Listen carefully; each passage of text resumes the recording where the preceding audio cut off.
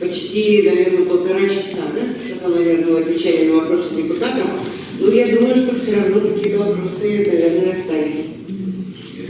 Вопросов нет? Пожалуйста. Уважаемая Евгения Ивановна, Светлана Владимировна, есть такие вот пару вопросов, которые не указаны в отчете, и я не услышал. Это по нашим зданиям, которые имеются на балансе города Якутска. Я приведу их пример, это выкупленные здания КБФ, судьба их будущее. Лермонтова 79, Горького 98, Дропонипины, у нас раньше память планировали. Вот, вкратце по тем зданиям, которые мы их рассматриваем на второй год, там где-то планировали доп. Образование, где-то что-то, ну, пока еще. Да, значит, по заданию ГОЭП, но сейчас там проводятся ремонтные работы. Ремонтные работы должны быть завершены до 1 апреля 2020 года. И, значит, затем там будут размещаться учреждения образования. Учреждения образования совместно с республикой мы решаем, какое образовательное учреждение в приоритете там разместить. До 1 апреля 2020. Что касается здания на Лермонтова, на сегодняшний день оно было передано управлению образования, но в связи с тем, что в управлении образования отсутствуют денежные средства, значит, и вы знаете, что там система канализации, она, ну, там септик стоит, в общем. Есть определенные инженерные сложности. Но сейчас посмотрим. Вот как раз в рамках пересмотра процесса оказания муниципальных услуг есть мнение, что градостроительный блок, во-первых, все муниципальные услуги, которые не оказывают, необходимо передать в МФЦ, чтобы минимизировать непосредственный контакт исполнителя с заявителем, да, и придать ему большую структурированность и контроль сроков исполнения. Вероятно, переедет градостроительный блок, тогда социальная сфера может поместиться. Просто управление образованием у нас 14 подразделений на сегодняшний день находятся в 7 или 8 зданиях. По всему городу у нас расположены значит, подразделения управления образованием. Там аренда, тут аренда, там аренда. Поэтому нам, чтобы сократить расходы управления образования, именно таких хозяйственных расходов, необходимо собирать в одном здании. Поэтому мы сейчас решаем, но это будет здание для размещения подразделений окружной администрации и муниципальных учреждений. Что касается Ниагары. Ниагара, значит, передано управлению образования для размещения объекта дополнительного образования. Мы решили, что там будет находиться детский центр технического творчества. И в соответствии с указом главы Республики Саха-Якутия впоследствии мы создадим в нем, значит, наш городской IT-центр. В этом году мы должны заложить как минимум деньги на проектно-сметную документацию. Если сможем где-то в течение года увеличить наши доходы, я не сказала о том, что кроме того, что мы утвердили план доходов, мы все-таки хотим взять на себя повышенные обязательства и немножко, значит, увеличить количество поступающих доходов, и в том числе, то, о чем я сказала, что мы недофинансируются у нас отдельные отрасли у нас финансируются за счет местного бюджета, хотя должны финансироваться за счет республиканского бюджета. Вот за счет этих вещей мы должны провести там ремонт. На сегодняшний день здание для нахождения в нем детей, конечно, непригодно. Спасибо. Это к тому, что у нас есть, мы сегодня разговаривали, в отчете я слышал, что буквально довольно много новых зданий, а у нас есть очень много зданий. Только на память, да. Пирогова 5 групп 1 у нас есть муниципальной собственности. Пирогова 5 групп 1. Да, Пирогова микрорайон у нас. Пирогова 5 групп 1. Значит, передано нам в ужасающем состоянии. Вы знаете, там находилась полиция, отделение полиции, да. Мы должны провести там ремонт. Мы там принимали весь 19 год, решали там задолженность и прочими вещами. То есть нельзя сказать, что про них забыли, и они стоят. Погасили задолженность, там, разобрались с задолженностью. Сейчас мы намерены там организовать мебель и жилой фонд. В центре города. Ну да, просто они стоят который год, возможно, просто и в бюджете не видно, что мы закладываем средства. Просто ЖКХ платим, тепло платим, если получается бюджет просто Нет, они все получают. Да, и интересует еще один вопрос по кладбищу. По обращению жителей в фабрике ходит слух, что мы кладбище в личном в ту сторону. Это такое Да, подобное решение, оно есть. Земельный участок оформили или нет, Владимир? На Тельсфабрике, внизу, внизу. Вы просто ответьте, да, нет, вы сейчас будете. Нет, пока не оформили, только планы. А? Там все готовы. Да, ну юридически еще не оформили. И в принципе публичные слушания там проходили. Решение было принято в 2017 году. Но пока не сделали. Вот, поэтому мы должны сделать. Ну, все там необходимые процедуры пройдены. И согласование с Роспотребнадзором, в том числе, и там, защитные зоны и все такое, все, что должно быть ясно. По факелу, например, газовикову, факел, тоже пустующее здание, значит, находится на оперативном управлении в администрации МАХТА. Сейчас дала поручение, чтобы посмотрели, можно ли там организовать баню. Очень актуально. Вопрос бани вообще для города Якутска очень актуален. Строители посмотрят, насколько оно, в каком состоянии сейчас находится. Все, да? Спасибо. Светлана Георгиевна, можно мне тоже задать вопрос по просьбе нашего депутата Феликса Игоревича Романова? Где-то примерно в начале 2019 года как раз им был задан вопрос и внесено предложение о приобретении, может быть, о создании вообще на территории города асфальтобетонного завода. Мы понимаем, что это не может быть решение, скажем, очень быстрое, но вот за этот год, может быть, что-то уже, какие-то шаги предприняты, потому что мы знаем, что вы сами поддерживаете уже эту идею, и на встрече с нами вы об этом говорили, но вот что-то изменилось, что-то как-то продвинулось. На сегодняшний день на территории города Якутска работает, коллеги, поправьте меня, если я ошибусь, 7 асфальтобетонных заводов. И значит, республиканская инвестиционная компания «Автодор», «Рибавтодор», намерены приобрести еще один асфальтобетонный завод. Вот, поэтому здесь предварительно, Евгений Николаевич сейчас видит из очередного отпуска краткосрочного, значит, работают, продолжат, есть планы по совместной работе в этом направлении.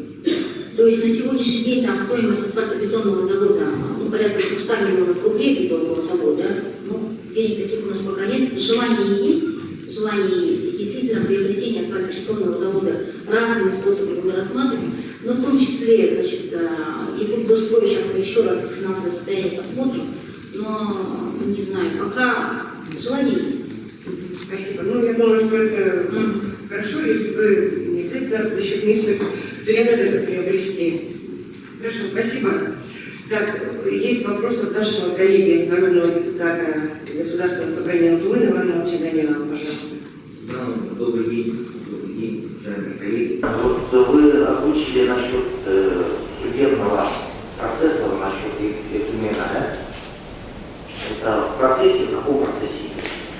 Мы подали административный иск в Верховный суд Республики Саха-Якутия. Ответчиком призвали Государственное собрание Илтумен в связи с тем, что со вступлением с 1 января 2020 года в действие федерального закона нового об обращении с безнадзорными животными, значит, республиканский закон о передаче отдельных полномочий муниципалитетам по работе с безнадзорными животными, значит, является противоречащим федеральному закону. В этой связи он должен быть отменен, ну или там на решение суда, может быть, там они обяжут Государственное собрание ЛКВ. Ну, для чего мы это сделали? Для констатации юридического факта, что полномочия муниципалитета на сегодняшний день не переданы. 7-го будет рассмотрение уже с участием департамента ветеринарии, потому что Государственное собрание ЛКВ попросило Верховный суд пригласить еще и в качестве третьей стороны департамент ветеринарии. Почему у меня вопрос был? В рабочем порядке этот вопрос не мог решиться, да? Чисто вот только В судебном порядке можно было решить. Когда речь идет о государственных полномочиях, о моменте вступления, о подписании соглашений, это юридический момент, который должен быть юридически отрегулирован. Я хотела бы обратить внимание всех присутствующих письмо, что первое письмо о том, что с 1 января 2020 года вступает в действие федеральный закон, давайте проведем совместную работу, давайте посмотрим, как мы будем его исполнять на деле, мною было направлено в правительство Республики Саха-Якутия в ноябре 2018 года. 2018. Я понимаю, исполнительный орган иногда нам не докладывает, какие процессы, хозяйственные процессы, городские хозяйственные процессы, мы иногда не в курсе. Поэтому весь, начиная с ноября 2018 года, мы направили не одно письмо в правительство Республики Саха-Якутия с просьбой принять меры по тому, как мы совместно начнем работать с первым. То есть больше года мы переписывались. В июне прошлого года мы провели совместно с депутатами УТМ, с департаментом ветеринарии, с защитниками, в июне провели круглый стол, где выработали определенные рекомендации, как необходимо поступить нам, вам, и всем остальным участникам процесса. Ничего не было сделано. На сегодняшний день, это же не проблема только города Якутска, все муниципалитеты Республики Саха-Якутия находятся в такой ситуации. Тем не менее, обращаю ваше внимание, что город Якутск за свой счет продолжает выполнять эту работу, хотя это не наши полномочия. Спасибо, Светлана Ивановна. Уважаемые коллеги, пожелание можно, да? Да. Я вот до Нового года при формировании бюджета на 2020 год вам говорил, что дайте нам, пожалуйста, те заявки, которые вы в Минэкономике, в Минфин отправляли, чтобы мы могли в комитетах на ковер вызвать там Стручкова, кого там, на возмещение бюджета, там, муниципального бюджета. Дайте нам эти документы, которые процедурные моменты, которые вы делали, Но, мы могли конкретно разговаривать на эту тему. Я не видел этих документов.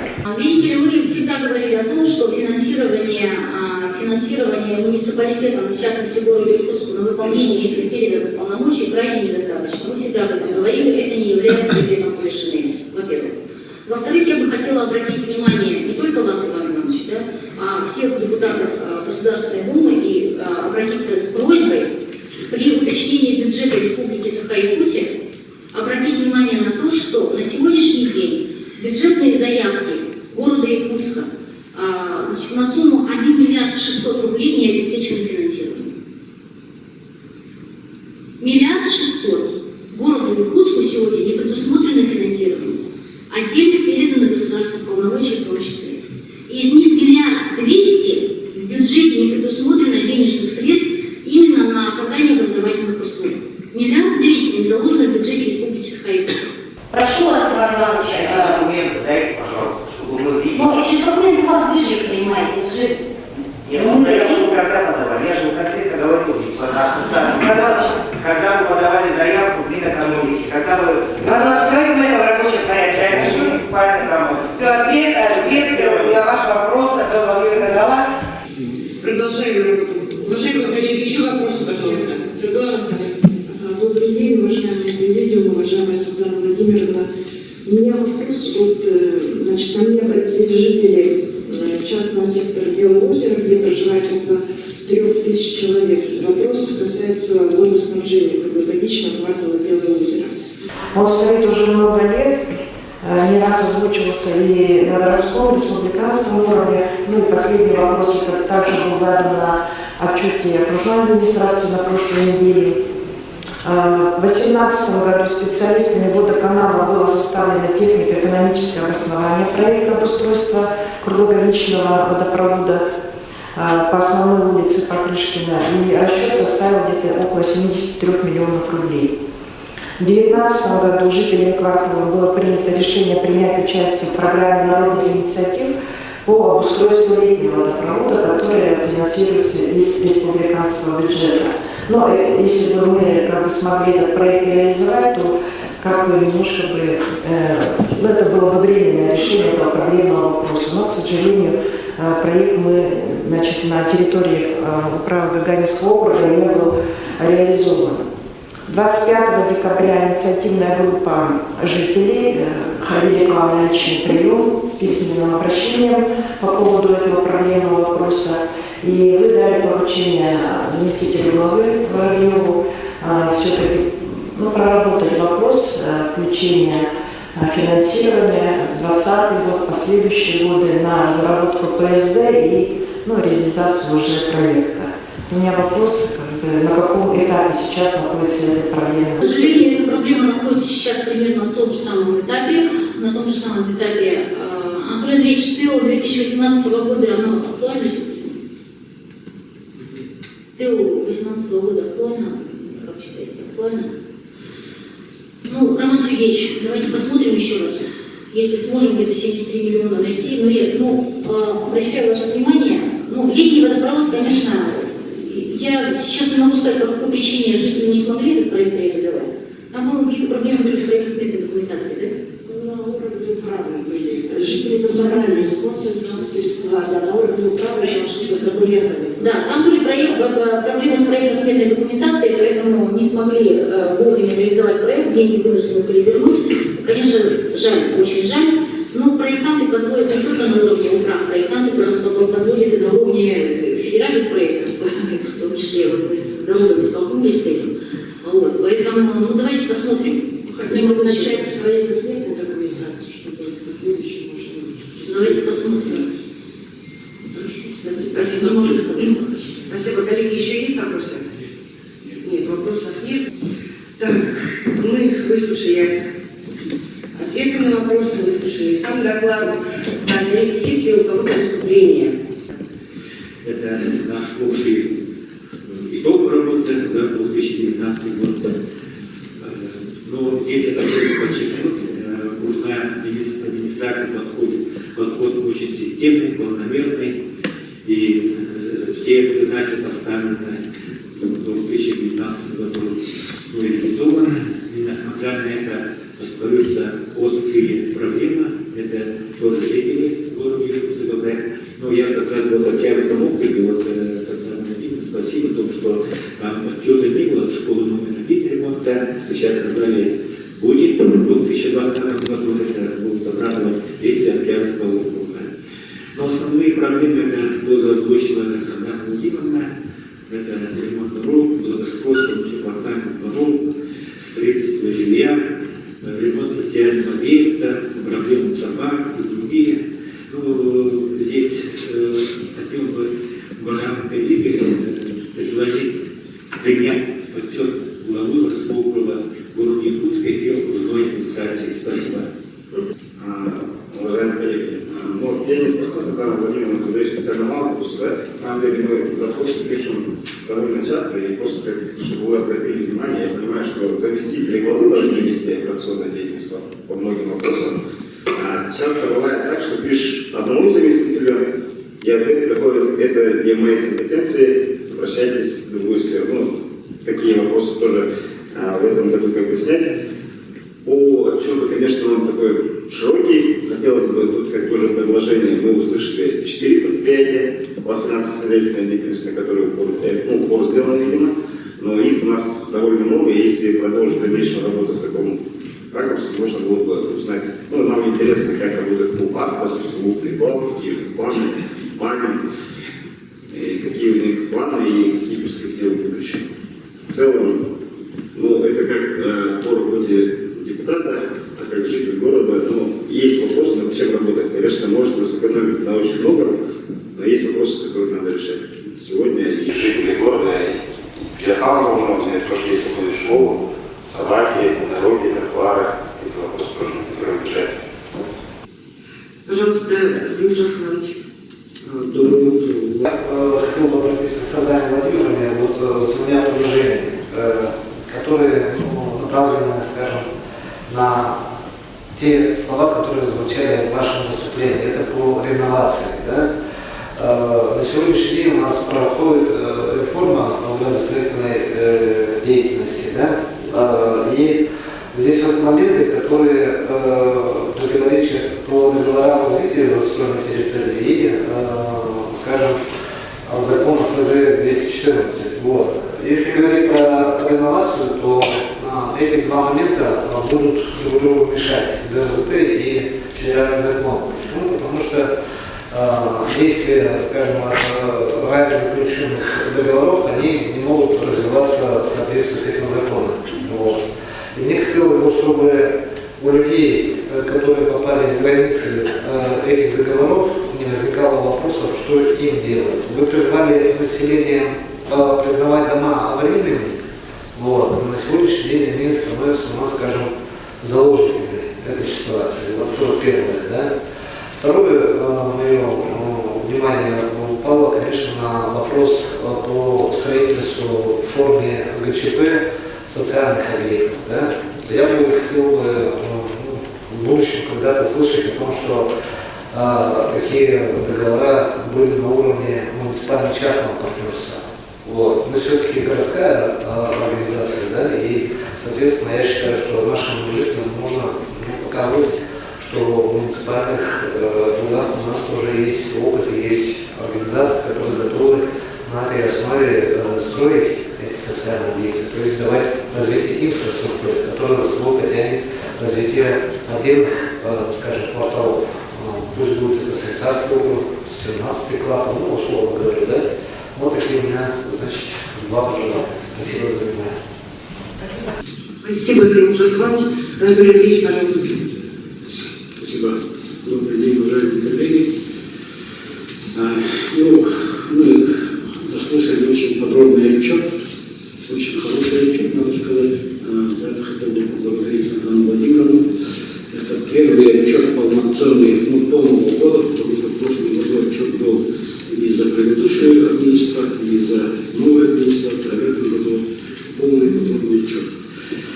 Меня, конечно же, впечатлило то, что наконец-то начался снос самовольных построек. Это давно пора было начинать. Мне кажется, вот эту работу надо продолжать еще усиленно. И, конечно же, здорово то, что администрация города реально защищает интересы горожан перед вышестоящими структурами органами власти. Но вместе с тем хотелось бы остановиться на нескольких моментах. Город Якутск не живет в вакууме, он является структурой, одним из административных единиц столицы, центром Республики Саха-Якутия и, соответственно, и частью Российской Федерации. И тут, конечно же, необходимо было бы не только судебными, а судебными урегулированием этих вопросов надо было заниматься, учитывая интересы и других муниципалитетов, потому что город Якутск, понятное дело, является флагманом муниципального управления в Республике Саха-Якутия.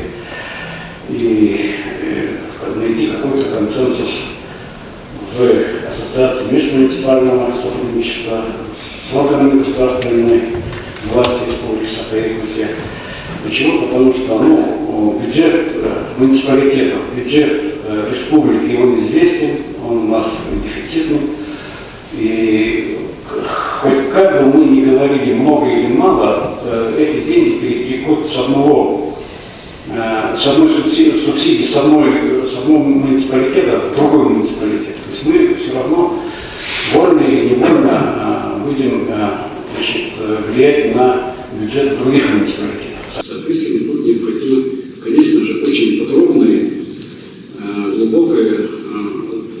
глубокий анализ наших совместных действий. Значит, хотелось бы отметить то, что у нас северный город, и по подготовке к отопительному сезону практически не уделено внимания в отчете. Слава Богу, мы больше половины зимы перезимовали. Город на самом деле хорошо подготовился, потому что таких больших аварийных ситуаций, слава Богу, нет, и надеюсь, не только.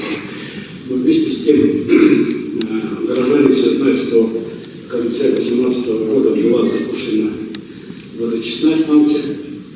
Вы с Светланой Владимировной были у нас, попили нашей водицы. Она, как на самом деле, похожа на ледяную воду. И, к сожалению, вот эта вода не доходит до всех наших горожан. Почему? Многие горожане не знают, что водоканал служит и подает воду в водовой блок и через магистральные сети, внутриквартальные сети и внутридомовые сети, там другие хозяйствующие субъекты, на которые вряд ли может повлиять водоканал и урегулировать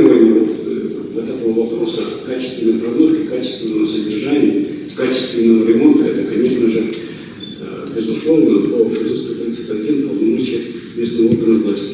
Поэтому мы в прошлом году несколько раз обращались, чтобы включить в план подготовки к отопительному сезону ремонтные работы внутриквартальных, внутридомовых сетей водоснабжения и качественный их ремонт. Ну, мы практически год прожили, и на сегодня есть жалоба, что идет плохая вода. Хотя водоканал подает чистейшую воду. Соответственно, надо повлиять на транспортировщиков внутриквартальных сетей, это крупные, это энергия, теплоэнергия, ну и внутридомовые сети, управляющие компании ПСЖ. Следующий момент. Мы, когда планируем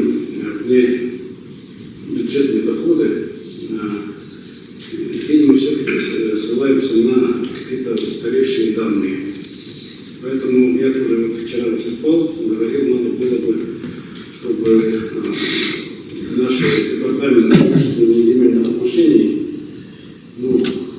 начали прорабатывать работу по синхронизации с государственными органами регистрации. В жизни идет землю кто-то продает, кто-то покупает, квартиру кто-то продает, кто-то покупает, а налоги и арендные платежи начисляются по старинке. То есть в этом вопросе, мы знаем, это давняя история. Но вместе с тем надо будет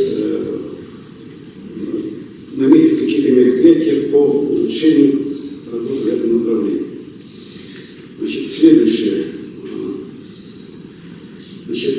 Насколько я понимаю, возможно, это частное заявление товарища Григорьева. Недавно, на прошлой неделе, буквально на совещании у первого заместителя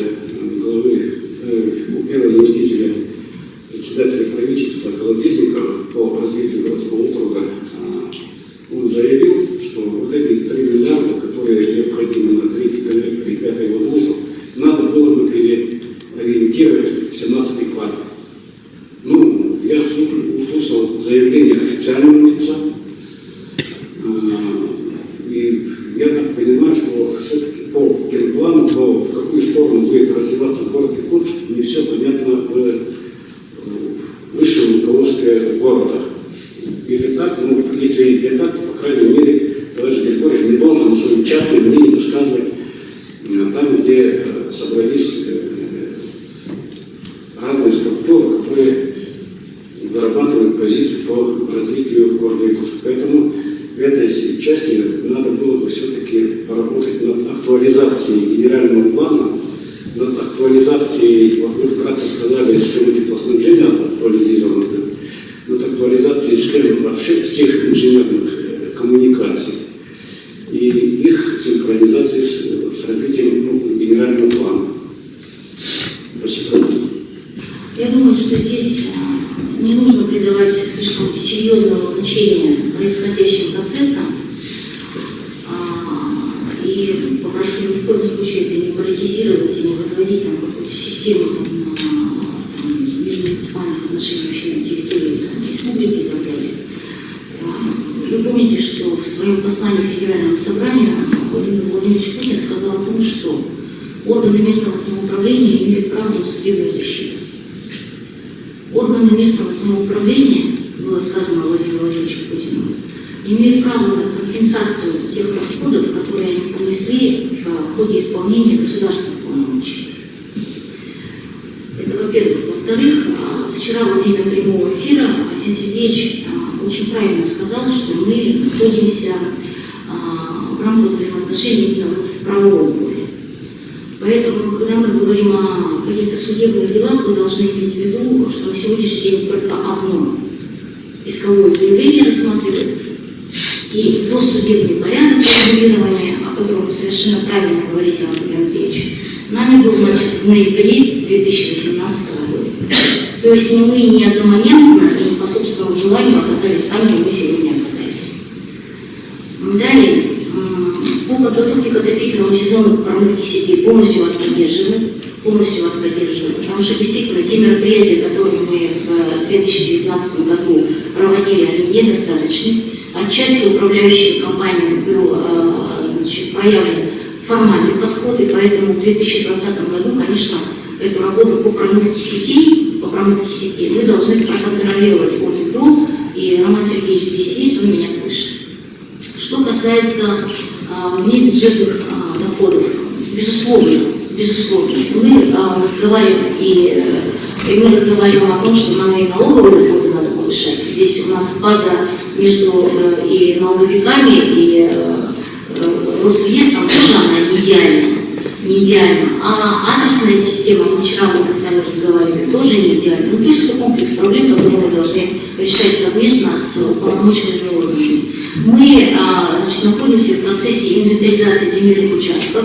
На сегодняшний день поставлена задача перед территориальным органом управления об инвентаризации земельных участков, расположенных на первой линии, и в том числе в целях налогообложения в связи с теми изменениями, которые введены в 2019 году в Налоговый кодекс Российской Федерации. Мы говорим о том, что, и я обратила ваше внимание на то, что мы сейчас данные ПЗЗ вносим в данные и базу данных ЕГРН, это совместная работа с Росреестром. В принципе, это вот как базовые вещи. В этом смысле я тоже совершенно ваше предложение поддерживаю. И в течение когда мы принимали бюджет 2020 года, мы с налоговиками отработали, и спасибо городской налоговой, они тоже наши задачи понимают. Мы откорректировали первоначальные планы и в сторону увеличения. Есть такое, да.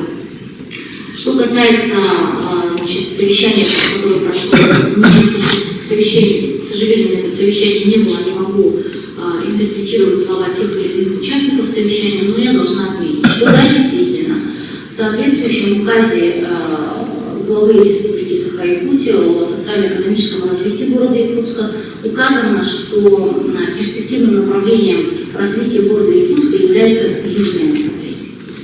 Безусловно, эту тему мы поддерживаем, это правильно, это хорошо. Но полагаю, что когда мой коллега Евгений Николаевич говорил о направлении северном, то он имел в виду о первоочередных задачах, которые на сегодняшний день стоят перед городом Якутском. В северном направлении у нас в том числе и 17-й квартал, проблемы которого стоят не одно десятилетие уже на самом деле, и являются головной болью и моих предшественников, и боюсь, что и моих тех, кто придет за мной. Это в один момент не решится за 3 года моего первого срока. Более того, мы говорили, и я сейчас говорила о том, что в северном направлении у нас проживает на сегодняшний день гораздо большее количество людей, чем в перспективном южном. Мы говорим о микрорайоне Марка. Белое озеро, о котором говорила ваша коллега, тоже находится в том направлении. Мы говорим о микрорайоне Сатан, мы говорим о микрорайоне Северный, который благодаря проведению водоснабжения, вопросам электрификации и так далее, сейчас постепенно начнет заселяться. Масса народа проживает в северном направлении. Вот речь шла не сколько об оспаривании указа главы Республики Саха-Якутия о стратегическом направлении южного развития, да, а речь идет о первоочередных задачах, которые сегодня стоят и о решении которых требуют от нас жителей. Поэтому здесь я особенного противоречия не вижу. Речь идет о постановке задач стратегического планирования и первоочередных задач. Так, слово предоставляется Наталье Николаевне Бахомовой. Светлана Владимировна, вы в своем выступлении положительно отозвались о социальном проекте «Школа третьего возраста». Это означает, что вы, как глава города Якутска, поддерживаете наше направление, тем более социальный проект «Школа третьего возраста» не требует каких-то больших финансовых затрат и так далее. За 9 лет школа третьего возраста – это только не культурно-массовые мероприятия, это основная работа, образовательная просветительская деятельность. То есть наше старшее поколение – это носители и хранители наших человеческих ценностей и идеологии. Главой в прошлом году была поставлена задача охватить пожилых граждан, обучить 5000. На сегодня школа третьего возраста обучила за прошедший год 6500 граждан пожилого возраста. И это очень хороший показатель. И на сегодня я бы хотела и очень надеюсь, что вами будет поддержана наша инициатива школы третьего возраста. И я знаю, что вы в этом направлении имеете свое видение. Части поддержки расширения школ третьего возраста и, конечно же, создание доступных условий для их работы. В качестве, например, выделения зданий и так далее. Да? Но мы, конечно, социальные работники понимаем объем нашей работы городского округа, поэтому мы жестко не ставим. В первую очередь, конечно, это наши дети, но в вторую празднование 75-летия поддержка городского граждан, конечно, вы тоже все понимаете, это тоже очень важное направление. Это тоже очень важное направление. Тем более, что третьего возраста на сегодня является главным исполнителем региональной программы «Активное долголетие». И сегодня хочется, конечно, поддержать предложение Николая Николаевича, принять отчет главы и утвердить. Спасибо. Спасибо, Наталья Николаевна. Разрешите в этой связи высказать предложение. Значит, по школе третьего возраста, да, встречались, разговаривали, потому что это вопрос на сегодняшний день аренды помещений, не знаю, не могу пока ничего обещать, но подумаю. Хорошее дело, очень хорошее дело. У меня другое предложение, я бы сказала, даже ко всем присутствующим, и в особенности депутатам городской думы и депутатам государственного собрания РКН. Мы со Сенсом Сергеевичем обсуждали, значит, каким образом город Якутск может получить часть тех денег, которые идут от алкогольных акцизов. И, в принципе, главой республики была высказана мысль о том, что с 2021 года возможно отчисление некоторой части средств городу Якутску. Но ни для кого не секрет, что основной алкогольный оборот он происходит здесь, в городе Якутске. И оптовый база у нас здесь, и розница у нас здесь, в общем, есть мысль такая. И вот первое, что я хотела бы сказать, что возможно, он сказал, город Якутск, пожалуйста, представьте мне какие-то целевые проекты, которые в случае одобрения будут финансироваться из этих денег.